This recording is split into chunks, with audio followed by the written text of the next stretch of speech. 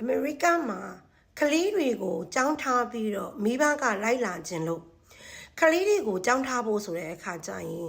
ဒီ private အထက်တန်းကျောင်းတွေမှာပဲကြောင်းထားလို့ရပါတယ်ကလေးတွေအတွက် F1 visa ဖြည့်ဖို့အတွက်လုပ်ရပါတယ်အဲ့ဒီ private အထက်တန်းကျောင်းတွေကကလေးတယောက်ချင်းစီကိုဒေါ်လာ1000ကနေအထက်တစ်နှစ်ကိုပေးရပါတယ်အဲ့တော့မမစီကအဲ့ဒီနီလန်တွေကိုတိတ်မလုပ်ပေးပါဘူး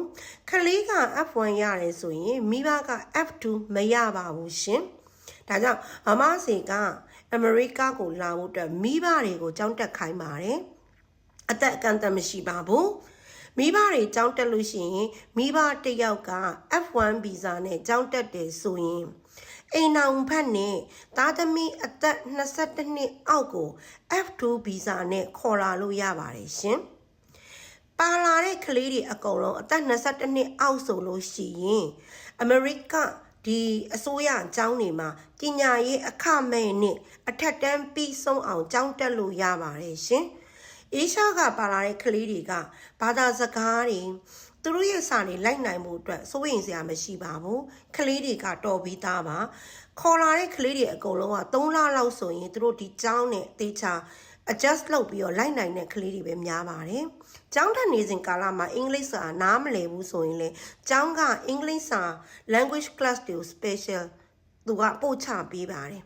အဲ့တော့ကလေးတွေရဲ့ကျောင်းတက်စီလုံးဝမပေးရပါဘူးရှင်ပြီးတော့ဒီကယ်လီဖိုးနီးယား state မှာဆိုရင်ကလေးတွေရဲ့နေ့ကင်းစာ lunch ပေါ့နော်မပေးရပါဘူးရှင် lunch ပါ free ကျွေးပါတယ်ပြီးတော့ရင်ကျောင်းကားစီစဉ်နေဆိုရင်ကျောင်းကားကလည်းမပေးရပါဘူးရှင်ဒါကြောင့်မိဘတွေတယောက်ယောက်F1 visa နဲ့ရအောင်စူးစမ်းပြီးတော့သားသမီးအသက်22နှစ်အောက်တွေအကုန်လုံးကို F2 visa နဲ့အမေရိကကိုခေါ်လာပါလို့အကြံပေးချင်ပါတယ်ကလေးတွေရဲ့ပညာရေးအတွက်မိဘတွေ